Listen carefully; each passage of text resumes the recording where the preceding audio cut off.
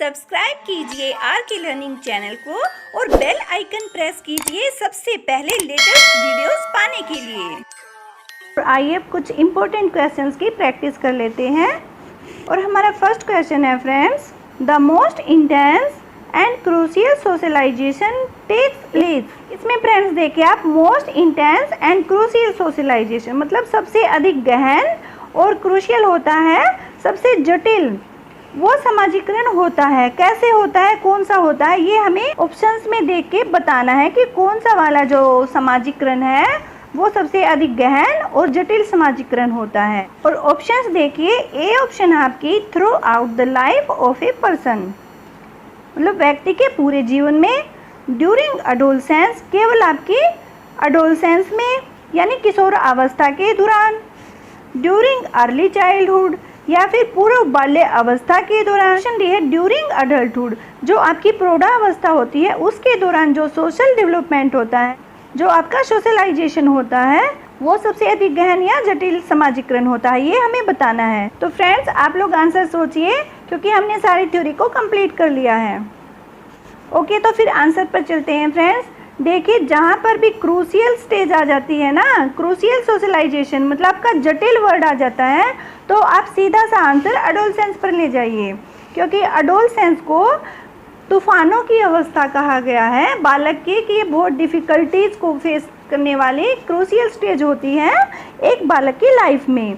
तो फ्रेंड्स आपका option B correct हो जाएगा, ड्यूरिंग अडोलसेंस मतलब किशोर अवस्था के दौरान आपका जो सोशलाइजेशन है वो सबसे ज़्यादा गहन और क्रूशियल होता है, most intense and crucial stage पर होता है। ओके, तो हमारी ऑप्शन बी करेक्ट हो जाएगी। नेक्स्ट क्वेश्चन देखते हैं friends, multilingual character of Indian society should be seen as. तो क्या कहा फ्रेंड्स, देखिए मल्टीलिंगुअल कैरेक्टर जो हमारी बहुभाषिकता की विशेषता होती है, किसकी, इंडियन सोसाइटी की, हमारे भारतीय समाज की, शुड बी सीन एज, उसे देखा जाना चाहिए, किस रूप में देखा जाना चाहिए, ये आंसर हमें बताना है। ऑप्शंस देखिए फ्रेंड्स, ऑप्शन ए है आपकी, a hindrance in teaching learning process,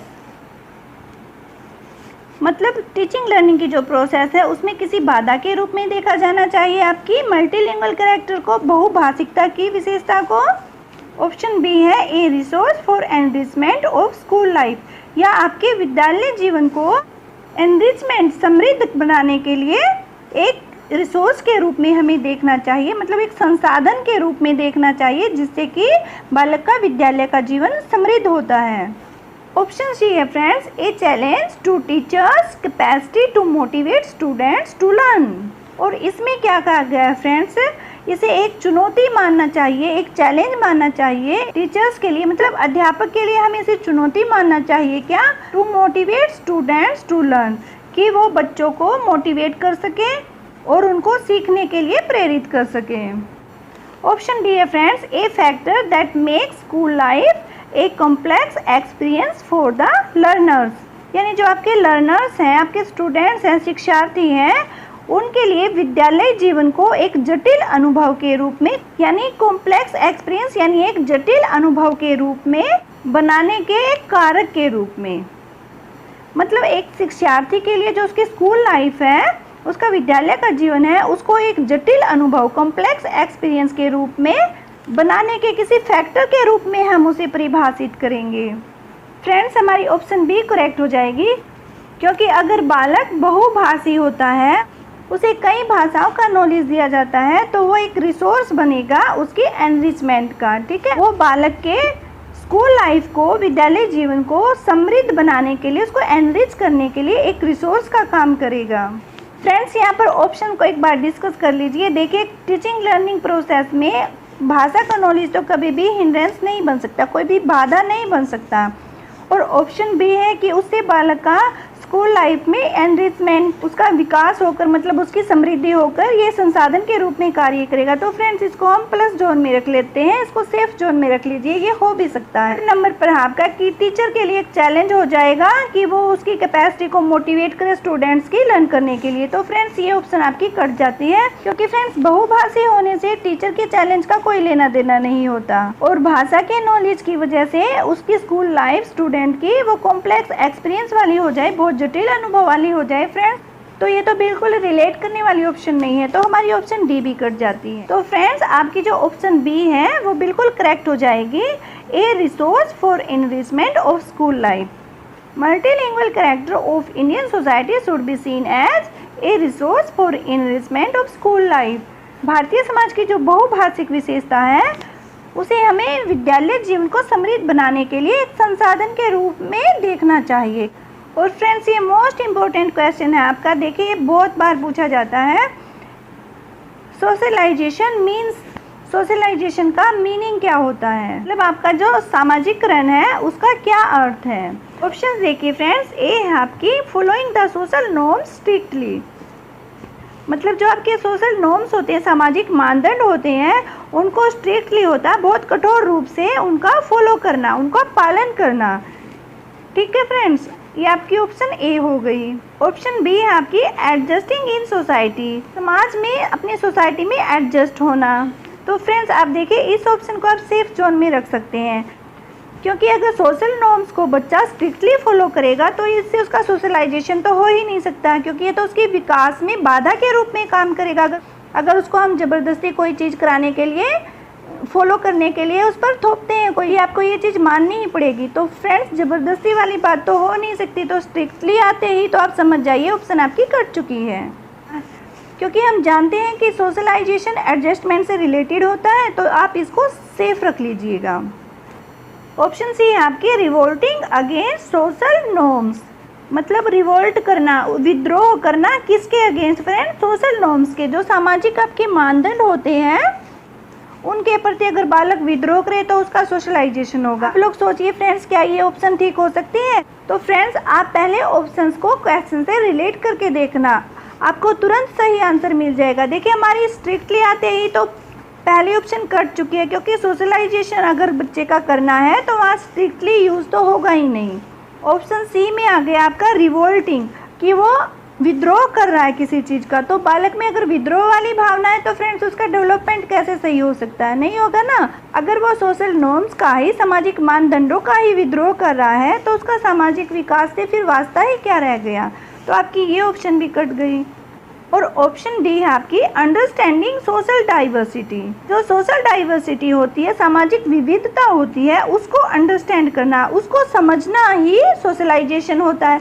तो फ्रेंड्स ये ऑप्शन भी आपकी कट जाएगी, क्यों फ्रेंड्स सोसाइटी की डाइवर्सिटी, समाज की जो हम विभिन्नताएं देखते हैं कि एक सिख होता है, एक ईसाई होता है, एक मुस्लिम होता है, एक हिंदू होता है, एक क्रिश्चियन होता है, इस तरह से फ्रेंड्स अगर हम इन डाइवर्सिटी को देखते हैं तो हमारा सोशलाइजेशन नहीं होगा ना।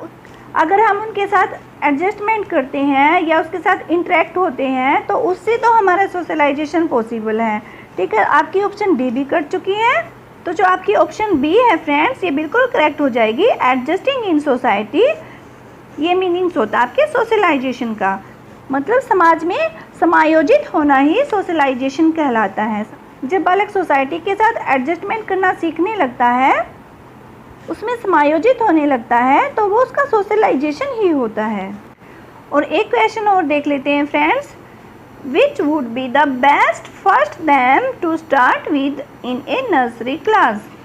क्या पूछा फ्रेंड्स, वो देख लीजिए। Which would be the best, कौन सी चीज़ बेस्ट रहेगी first them to start with in a nursery class, nursery कक्षा में शुरुआत करने के लिए कौन सी विषय वस्तु सबसे अच्छी है, आपको ये चीज़ बतानी है। ऑप्शंस देखिए, माय नेबरहुड, मेरा पड़ोस, माय स्कूल, मेरा स्कूल विद्यालय, माय फैमिली या माय बेस्ट फ्रेंड।